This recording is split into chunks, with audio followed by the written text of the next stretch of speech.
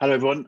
Thanks very much for joining us. For those of you who don't know me, my name is Peter Llewellyn. I run the services at MedComms These are information services, activities, resources for the global MedComms community, by which I'm talking about people who work in and around medical communications, medical education, and medical publishing. And there's an array of services there. Do go and have a look if you haven't already. These webinars that we've been running now for 18 months, 2 years actually, they're a great way of involving people from all over the world, more people than we normally involve in these sorts of meetings from the comfort of our desktops. And today I'm delighted to have a panel who are going to talk about equity, diversity and inclusivity in MedComms. Is there a discussion to be had? I'm hoping basically today we're just going to probably raise more questions and answers maybe. I'm hoping to stimulate conversation and discussion, and we would welcome your input along the way by the text boxes, by questions, comments and so on. Thank you very much, panelists, for joining us. I'm not going to try and introduce you. I'm going to ask you to introduce yourselves, say a few words about yourself and your sort of perspective on this topic, and then we'll open this up to Q&A. And we're going to start with Faisal, if you don't mind, please. Yeah, no worries. So I'm Faisal Ahmed. I'm Innovation Director at VLMY&Rx. Always get that wrong, but I've been on these webinars far too many times, I think. I've known Peter for about 8 years now. So I've been on a few talking about digital marketing, but in this context, I'm talking about diversity. So I've been doing diversity in sort of pushing it and sort of lighting fires, kicking beehives for about 12 years in the industry. And just after Christmas, we launched a documentary about diversity in healthcare and the lack of it and how we need to change it. So from that's where perspective I'm coming from as well.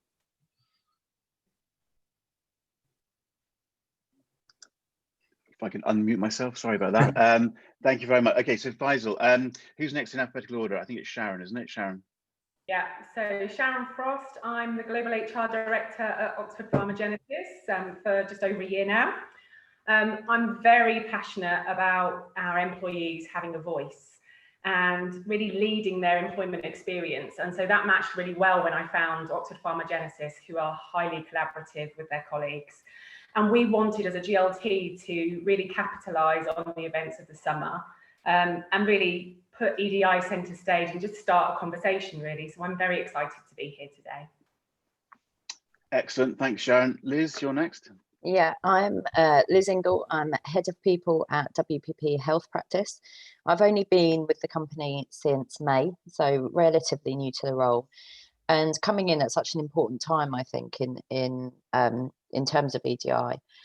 So obviously it's top of my agenda. It's I've been able to come in and kind of interrogate policies and processes that we've had in the past, see what we're doing right, see what we're missing out on, opportunities we're missing out on, and be able to sort of recreate a new policy and things like that. So it's really, really interesting. Excellent. Okay, Demi, you're next. Next, save the best for last. I am Dimuthu Jayawardana, also known as Demi. Again, there's a point of discussion. We'll come to that later. As to why I am Demi, but it's much easier for the purposes of these kind of conversations. I am a senior planner at Langland, which is a part of the Publicist Health Group, and I am here because I am not a senior figure who is able to implement significant change, and I believe that change can come from individuals who are kind of in the workhorse part of the engine as well. That we can still bring in diversity or different types of thinking into our work without having significant influence per se. And also because from a planning perspective, I just find it interesting that the idea of constantly challenging the natural perspective that you have, and the fact that we are constantly, our goal is to build work that is appropriate for the right audience. And this is just part of finding the right audience, I think, and making sure that we are talking to people who are outside of the lens that we are familiar with. And I think in the cultural context of literally the fires that are burning right now, it's just so important to understand people's people who have different opinions to you or different perspectives on the world. So yeah, that's why I'm here, and when I will always want to have a debate and have a conversation around the power and value of diversity and inclusion. Excellent. Okay, so that's who we are. And as I say, I will stress again to the audience that are listening to us on the day that please use those chat boxes and Q&A boxes to contribute your comments and observations and your questions, which we can feed into this discussion. Faisal, we're just going to talk generally and openly about this, I'm quite keen, perhaps maybe I should say, just to set the scene a little bit from my point of view. I've deliberately called it equity, diversity and inclusivity in MedComms. So I'm sort of taking quite a broad approach. There's quite a lot of conversations going on, as I see it, and they're starting to happen within healthcare communications, although only recently, which can focus in on maybe the diversity aspect or whatever. And I'm quite keen that we talk in the overall sense. I'm also quite keen that within this conversation, we can try and identify some of those other initiatives and point people at them. And if anybody in the audience is listening and is involved in or knows of initiatives, discussions that are going on and so on, then please do share. That would be very, very useful. Faisal, I'm going to start with you and just go back a little bit, because this the roots of today is in discussions we've had previously. Just talk a little bit more about what you've done, the film, the initiative. Is it DICE, D-I-C-E? Just talk a little bit more, and maybe that'll give us some sort of context to go on from. Yeah, definitely. I mean, it's quite funny you said openly, because probably, unfortunately, before George Floyd, people weren't talking openly, and we actually, it's taken a lot of time. So Demi was involved with my first film. So we did a film 12 years ago to talk about diversity in advertising in general. So making sure that there was enough representation in adverts, at actual agencies, etc. And that kick-started a whole conversation because no one was talking about it before. And interestingly, at the time I was working in a healthcare agency, but in healthcare, we weren't talking about it. And for years and years and years, there was no conversations. And then my father was in hospital for 6 months, every day going to hospital. The nurses, the doctors are diverse, patients were all diverse, etc. But when we're going back into the agencies, we weren't reflecting this. So we thought, right, let's do a film, let's sort of light some fires in the healthcare industry. And it took, to be honest, the film took 2 years to do, and it's not a long film. It's a 10-minute documentary, but it took 2 years because people were saying no to it. They didn't want to be involved, which was interesting, and they didn't want to jump into the conversation. But a few good agencies said yes, a few good people said yes, let's do it, let's change the conversation. So it took 2 years. We launched it, as I said, just after Christmas, to start the conversations. And it's interesting, since we've set up a group at the PM Society to talk about diversity. There's a lot of agencies now pushing out messages on diversity as well. So we lit the fire to start the conversations, so hopefully we can make a change. And the DICE, the DICE thing is a general thing. It applies to healthcare and the wider world. But if you look at most webinars, it doesn't, or conferences, panels, etc., they don't have the right representation. There was a lot of mammals on panels. It was all white males. So we wanted to change that. So it's working really well. We've signed up about, I think we launched last November, and we've signed up about 80 different congresses. And DICE is basically, you can go to getdice.co.uk and then go through a criteria of what you need to have a diverse conference or diverse webinar. Once you've met that criteria, you get a certificate. And it's basically, you can display that certificate, and we're being diverse at our Congress. It's really successful. So if anyone wants to get involved, we're looking for volunteers to help as well. And sorry, mate. No, sorry, you're going to finish your sentence, sorry. Yeah, sorry, it's just to make that change, because we've all seen it, and no one's made the change. So it was just to start making a little bit of changes and start changing things. Okay, and can I well, as I say, what I'm trying to do is keep this conversation broad, so that we recognise that there's a breadth to this. The film, for instance, is it fair to say, when you're talking diverse, I suppose what I'm trying to ask is, when you're talking about diversity, what are you trying to encompass within that? Is it ethnicity? Is it gender? Is it disability, ability type questions? Is it academic qualification? It is everything, yeah? It's everything. And I think because there's a tendency for us to go in just one or two directions, as it were. This is, I think, important that we do think about it in the wider context. And I may be slightly wrong, but I don't think I am. DICE, that was mostly about stopping all male panels, wasn't it? It was about getting women on the panels. Is that a fair? Yeah, I mean, it started. Yeah, getting women in more different representation as well.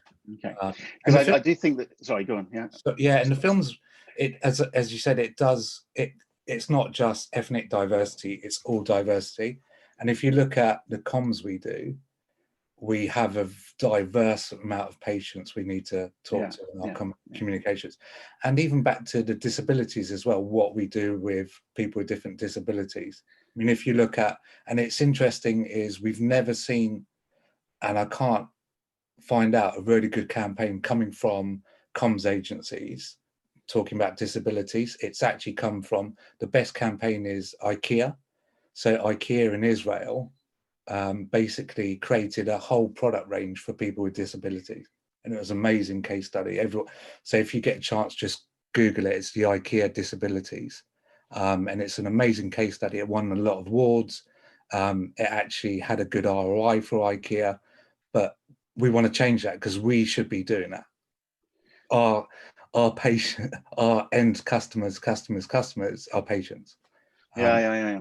And I think it's important. Well, again, I feel it's important to just to tease out some of the issues that we can talk about today. So there's the sort of the internal organizational type issue, having a diverse organization, because that's a good thing to do, and the challenges that are involved in that. There's the having the diverse organization and then representing yourself. Maybe if you take it in an agency environment, having the diverse organization is good, should make you more effective, more all sorts of things. There's the aspect which is going to your clients and saying, look, we are a diverse organization. That's a good thing, but it also means we understand about what we're trying to do. And then there's that sort of communicating with your audience side of things, and there are, which is important, so you have an understanding of the audience. So there's some different aspects there which hopefully we'll tease out a little bit. The thing about the all male panels is, as the white middle class bloke on the panel sort of thing, in MedComms, I'm frequently faced by a room full of women. MedComms is clearly dominated by women in the organization, and frequently the panels are all women. And I've got survey data which shows that 70-75% of our business are female as opposed to male. What I don't have, and I've not seen, is any data that talks about any more of the profile of the community. So can I just, I'm going to go Sharon, Liz, but from your points of view, sort of doing HR within organizations and so on, can you talk a bit to that aspect? A, do you know of anything that looks at the profiles of the wider community? What's the sort of profiles and what do you do within your own organizations? And what are the challenges of bringing people in from across that diverse group? Sharon, I'm going to start with you, is that right? Yeah, so we don't measure at this moment in time. But as you said, Peter, we're a female-dominated business for sure. And certainly our diversity could be a lot better. So we're looking at what we can do to encourage that, really. We recruit and are very proud of the fact that 90% of our medical writers have PhDs, but is that a blocker, for example? If people from diverse backgrounds are not continuing their education, then what else can we do that is a separate stream to encourage that, either in writing or in those other roles that maybe don't need that PhD, for example. And I think Liz can talk to that as well. Well, Liz, your cue. Yeah, thanks for that. Yeah, for sure. I think we're starting to measure now, obviously, and I think it's important to take stock of where you are at a beginning point of a process and a kind of change, and then looking at in 6 months and in 12 months time. But there are challenges in bringing in people from a diverse background, particularly in an area like MedComms, because if you're looking at medical writing, but especially, you know, that there's some requirement for some sort of either degree in science or something to be able to confidently write about certain things. And it's very difficult to ensure that you've got a diverse crew in that form, particularly because usually it's people from a certain set of universities with a certain degree.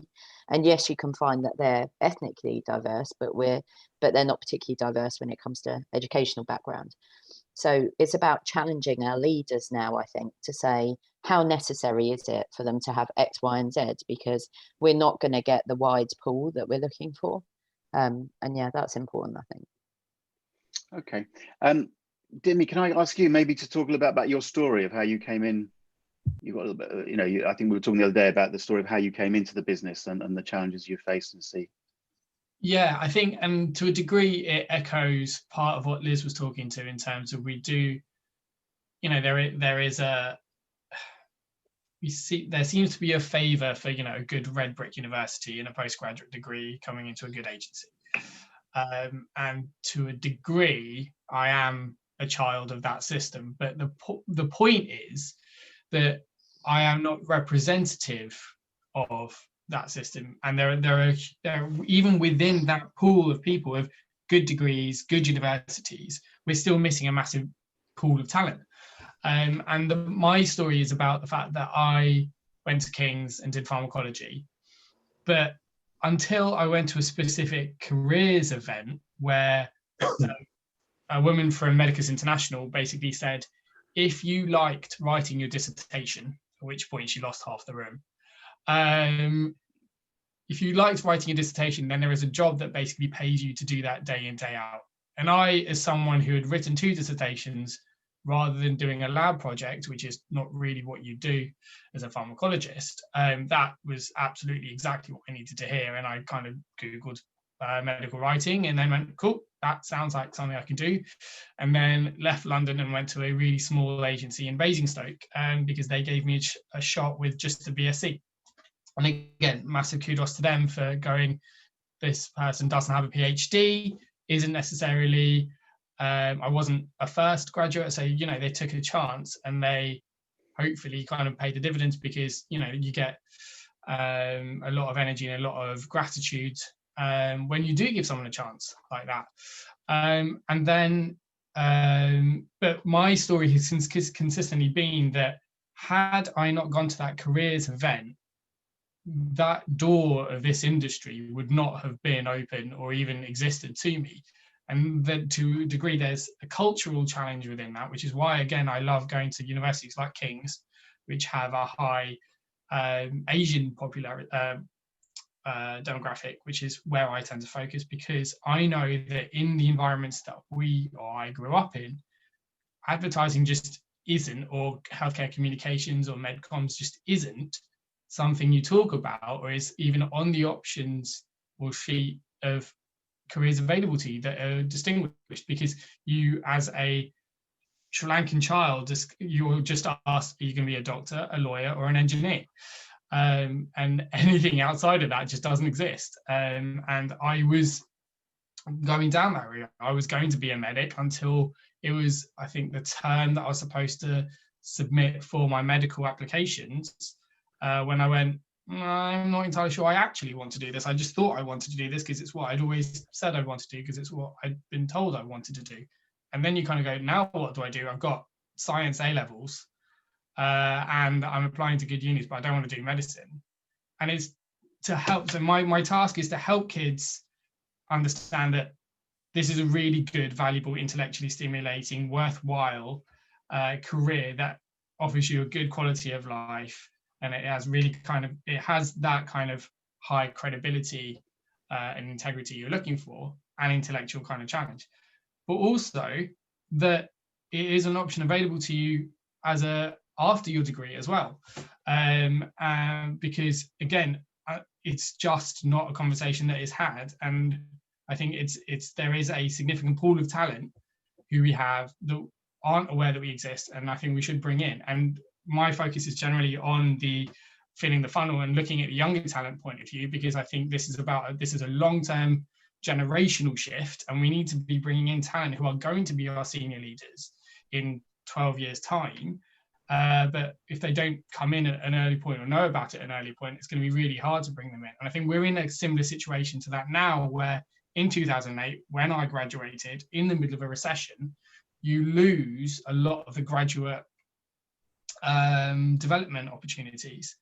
And within that, then it becomes more competitive, and the ethnic minorities, or those without kind of the PhDs, lose out even more. So then we end up with an even more kind of filtered and restricted bubble, which means that now it's harder to get good senior people who don't fit that demographic, because they weren't brought in at the junior level. So we're actually, I think some of our challenges now that we're facing in terms of talent recruitment are because of junior recruitment that didn't happen a decade ago. So, I mean, personally, it's great for me. It means I stand out, and it means that there are more opportunities for me, but that's not how it should be. There should be more competition from people who think differently. And that's what I want to build to. It's kind of a world of what does 2030 look like from a senior talent point of view. I do think there's a sort of an interesting point in there. I mean, I think we could do more as a business.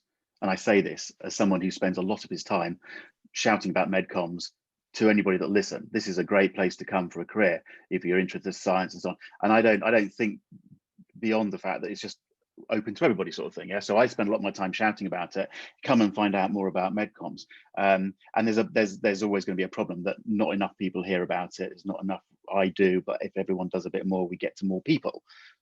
And then there's the cultural type aspect that you're touching on, that maybe there are particular groups of people who, it's not just because they don't hear or haven't heard that we exist, it's actually culturally they're not even open to the message in the first place. Is that making sense? I find that an interesting point. And I guess the obvious question, I mean, I can sit here and go, well, I can just shout louder, we can all do more to shout louder to more people. But if there are cultural type issues in there where there are particular groups who go, this is just not a direction I'm even looking in, then how do we get through to them? How does MedComms make itself even get on the radar screen? Do you see what I'm saying? Totally. And I think that's the challenge of finding the right advocates. And that there is a responsibility within those who are in the industry, who know our communities, to go back to said communities and promote our world and to show its credibility and its value. I do think we have a responsibility to do that, because we are the uncles and aunties in the future who are going to be asking kids, what do you want to be? And I will be asking, what do you want to be? Because I would never be like doctor, engineer, lawyer. I would be like, what are you like? How do you like to think? How do you like to learn? How do you like to express yourself? And then start like that. My task is to build in my familial community and kind of wider community a different way of asking about careers and different way of talking about it, because I know that is the change that needs to happen in a South Asian community. That shift might be different in other communities, but I think we basically need to have advocates that go in and change the way we talk about careers by knowing it. Again, this goes back to, this isn't, and I think that it's so easy to say, I am waiting for publicists to fix this, but there are so many initiatives or challenges that they just cannot do because they're cultural issues or because they're just massive behemoths. This is about me bringing these conversations in to our day-to-day lives so that kids hear about it, it's normalized, and that it becomes a path to follow. I mean, I know I'm focusing on a very specific stream, but this is, I can't boil the ocean. So this is the world that I can fix, is how do I get more South Asians to understand this is a tangible, stimulating world that you can do with a science degree. So you can please your parents and do a good degree, and you can still do something that suits you. Okay. Can I switch the side? And Liz, I'm going to go to you. From your point of view, going out and trying to attract these people, anybody into the business, any sort of people. What are you recognizing this conversation? Are you understanding it? And what are you doing, I suppose, is the blunt question at your end to try and embrace that opportunity? Yeah, I think there's lots of opportunity. I think we're thinking about going into schools, looking at universities. How can we attract people from a different kind of background? So yeah, there's a lot of things. There are a lot of organisations now that set up kind of working schemes for people who perhaps have less opportunities than the majority.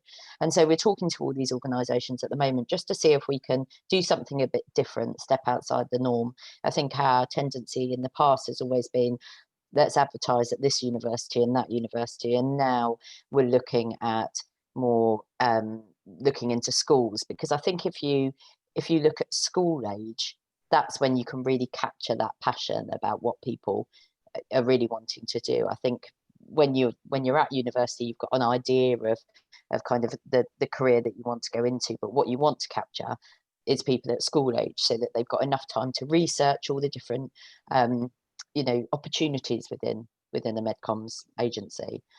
So there's obviously quite a diverse pool there, and we can talk about the creative side of things as well as the account handling and the medical writing. So there's we can suggest that there's something for quite a broad range of skills and experience in that. So that's our aim at the moment. And just I out think, of interest, sorry, I'm going to cut across you there, because and this is something that does come up. I get requests from time to time, or I talk to people from time to time about going into schools to talk about MedComms.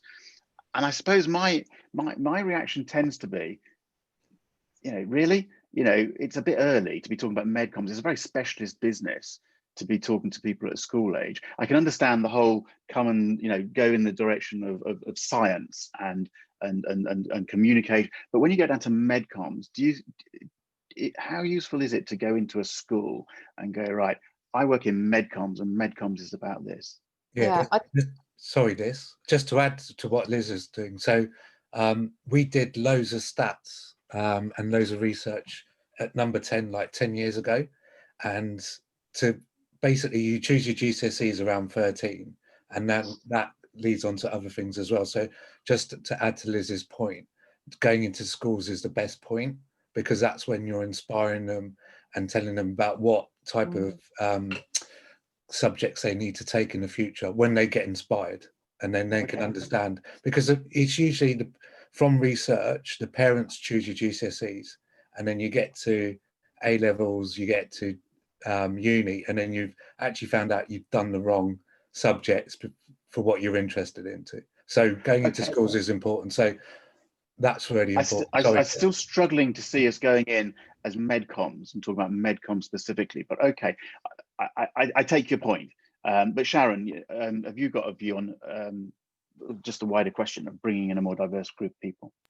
Yeah, so we're certainly on a similar path to Liz, but another path as well. We've engaged some partners to support us with a listening exercise. I think everyone will appreciate your employees, especially your happy employees, are your advocates.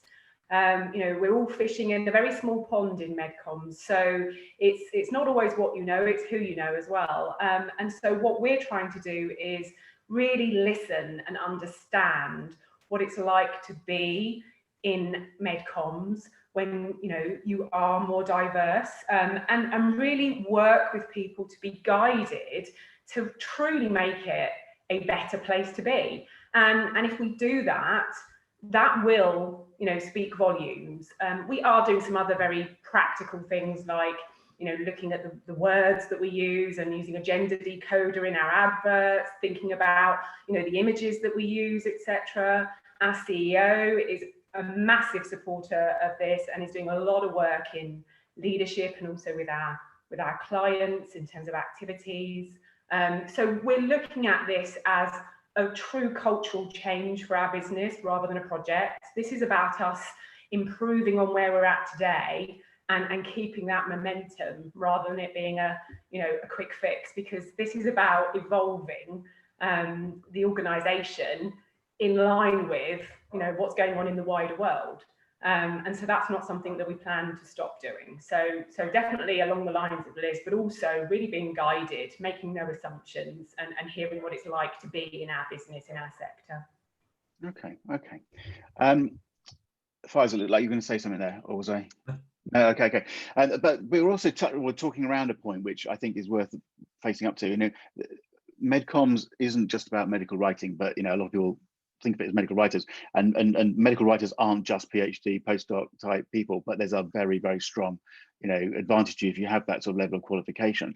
So again, maybe we just need to acknowledge the fact there are lots of other roles, but you can't get away from the fact that if the educational system is pushing a certain group of people in a certain direction to end up in the postgraduate type world, and that's where you're pulling the writers from, that in itself that's a bigger problem than we can solve, isn't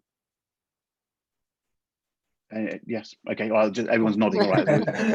Okay. It's interesting. We've had several comments coming in. I'm still slightly suspicious that if I stood up in front of a group of kids, or I'm thinking my sixth former, and talk about MedComms, it would be difficult. Whereas I can understand someone's talked about being a STEM ambassador, and that was great. So that's much broader. Yeah, but you've got to do the inspiration, Peter. I mean, we can inspire. Yeah. Okay. Yeah. Okay. So for example, if you look at the basic of what we do, is we're here to help patients and doctors, and obviously if you can inspire people to do that, then that could lead to the MedComms conversation. Okay. I think everyone at school age knows about other options for careers at that age, don't they? I mean, we all know what a doctor does, we know what an accountant does, we know what a lawyer does. You know, why not give them another option that you can kind of sell as the best of both, you know, helping people and, you know, channeling some creativity or something. Yeah, I think it's being touched on by some of the comments here. I mean, I started going into universities and talk about MedComms because I had a conversation opportunistically with a professor here who was talking about who would come into Oxford University: accountants, lawyers, engineers, whatever. And it was like, where's pharma? And then it was like, and that was very rare. And it was like, MedComms, you know, and it was like, no idea what you're talking about, Peter, but you're surrounded in Oxford by a bunch of MedComms agencies who are screaming out for and that kick-started everything I've done. So it's sort of, again, it's interesting. There's so many different aspects to this, but if we're, you know, okay, school, fine, but we're not going to university enough. The pharma industry is not going into university enough. You know, if we're encouraging, if the pharma industry is encouraging people to take on science degrees and inspiring them to get involved, and then not going and talking to them about the individual opportunities that are available, that seems to me a much more blatant gap in what we're all doing. 100%. Just taking some learnings from what we did in advertising, so from the other non-healthcare world. But the other thing is, when we do go into universities and into schools, we've got to think the long term. So there's so many big agencies like Mother, there was a few others like Wyden and Kennett, big names in the industry went in, but they went in and they didn't commit for a longer term. So when you go in, you've got to commit, because if you go in at schools, that person's not going to join you till they're 21, 22, etc. So just think about the commitment and the support as well, because that shows us as good agencies if we can do that. Okay. Does that make sense? Some of the comments are coming in. Someone's just, Carla's talking about hearing about research uni and people looking down on pharma. You know, there's always, I mean, there's a pharmaceutical industry reputational type conversation here as well, isn't there? Can I address Demetrius's question about bringing senior career people into the category? Because yeah, I think it's great to talk about the pipeline is great, but we obviously have specific needs now, and trying to find senior planners in our team has always been really hard. And the most recent recruit we had, she was freelancing because she was of an age where she didn't feel like she was going to get a permanent job again. But she has brought such a brilliant different perspective. And again, I want to make sure that age is included in diversity as well, because hiring someone who had almost a different generational experience has been brilliant for me in terms of the type of conversations. So how do we bring MedComms people in at senior level? I think there are two, and I don't have the answer to this because if I did, life would be so much easier. Two ideas are, one, that to the point that we were making there, we know what we do in terms of how to simplify it, how the very essence of what we do is taking complex information and translating it. And yet, when we look for people at senior levels, we seem to look at what experience they've had in terms of other agencies or other companies that are very similar, very comparable. What we should be doing, and it's very hard, but is to look at other disciplines that have similar skill sets that are transferable and bringing people in, because there are other categories that are inherently more diverse, or just are not the merry-go-round of agencies. And by bringing in someone who has different experiences in a different industry, but is relevant to our category at a senior level, because you're looking for direction and insight and kind of understanding, you have real opportunity to add kind of competitive advantage to your team. I really want to recommend that people listen to Matthew Saeed on a podcast he did called Don't Tell Me the Score, and he's got a book, and I've forgotten what the book's called, but his point is about having different types of thinking in one team. And if you have lots of people who think the same, then actually all you've done is distilled one type of thinking down. So you've got 5 people who think the same, which is basically how the CIA recruit. And if you want to kind of hire a sprinting team, that's great. But actually, in terms of gaining competitive differentiation, in terms of exploring different angles, you want people who have the same intrinsic skills, which is how do I simplify, how do I translate, how do I communicate, but their experience could be different. And what I try and encourage us to do for our team to try and stay different is try and not hire from other agencies, because that's just continuing an experience. It's hard, it's really hard, and it doesn't always work.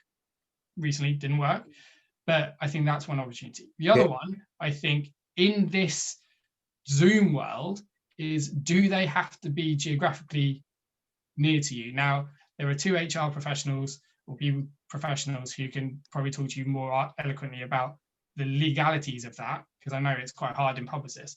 But actually, in a world where we are mainly working remotely, do we have to hire from London if we're a London agency? Does that not present an opportunity to hire people on slightly different time zones who are willing to work remotely? And again, massively open the pool of talent.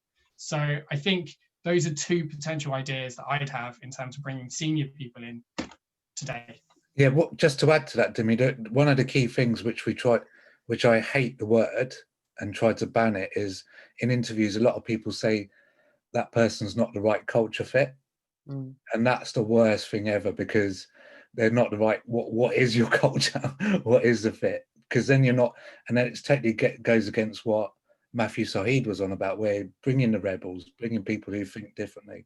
And the other key thing as well, I'll send the links around, but there's so much data and so many reports out there showing that having a diverse workforce helps with driving extra revenue for your business. And there's so much research into that as well. And it's interesting, I got a brief this morning from a pharma company, and there was 2 paragraphs on your agency being diverse. And that's the first time I've seen it. And I actually know one of the guys at the companies. I phoned them up and said, that's amazing, well done for doing that. And it was really interesting, 2 paragraphs on, is your agency diverse?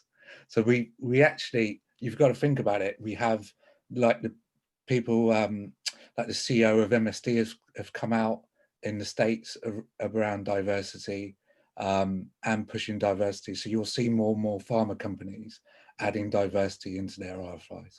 So we need to be diverse as agencies and comms companies. Okay, let's just that's Matthew Saeed's book, Rebel Ideas. Yeah, okay. Just to, because I've got a little bit of an eye on the clock, and I just wanted to switch the directions a little bit. You know, a part of this is, you know, communicating with people out there and understanding the audiences and so on. And, you know, I said the other day, and I guess I was slapped down a little bit, but and quite rightly, because, you know, in MedComms, it's not like an advertising campaign. It's not like TV advertising or whatever, where it's like, understand your audience. And then there's lots of conversation around that. But in MedComms, we are providing information for audiences, whether it's doctors or patients, ultimately for patient goodness, and an understanding culturally and every other which way.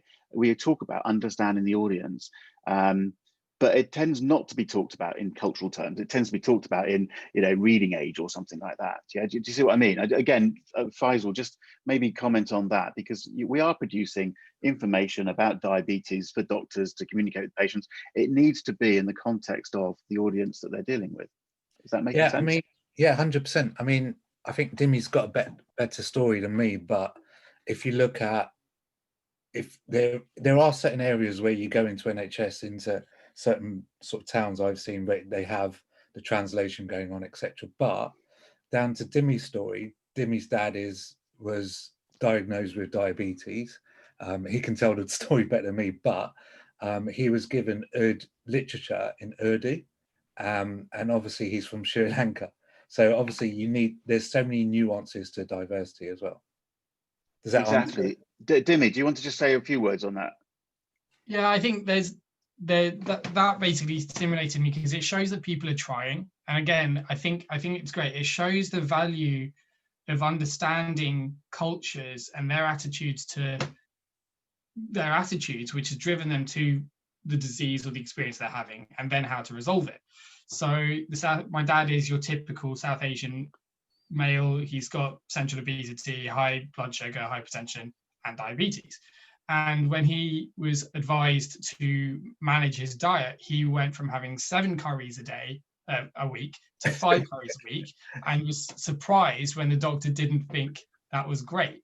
So the doctor then gave him some dietetic advice to say, look, these are some recipes or some instructions that will help you. But it seemed to be that he understood that the patient had tried and was trying to give them culturally appropriate effects to manage it, but didn't have the tools to do so. And I think there were 2 points there for me. It was helping the doctor understand why the patient had got there in the first place, why a cultural norm of having a curry a day is fine and what goes into it is fine.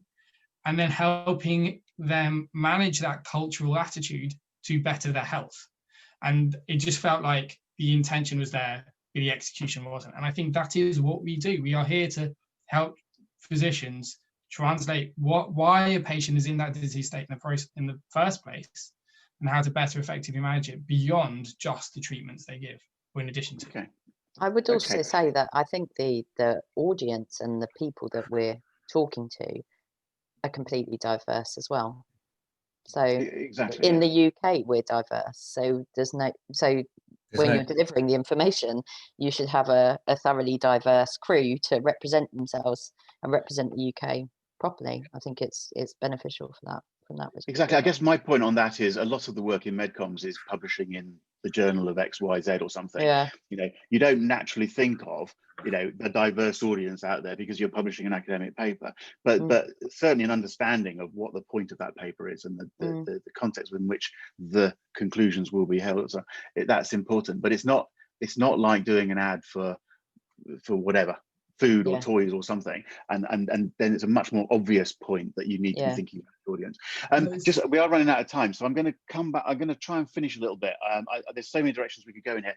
Liz, Sharon, just a word, and it's picking up on Rachel's point, I guess, but it's an obvious point. How much training of hiring managers is going on? Are you what's the training within the organisation about EDI to take out the bias and so on? Can each of you just say a few words in your own organisations about that?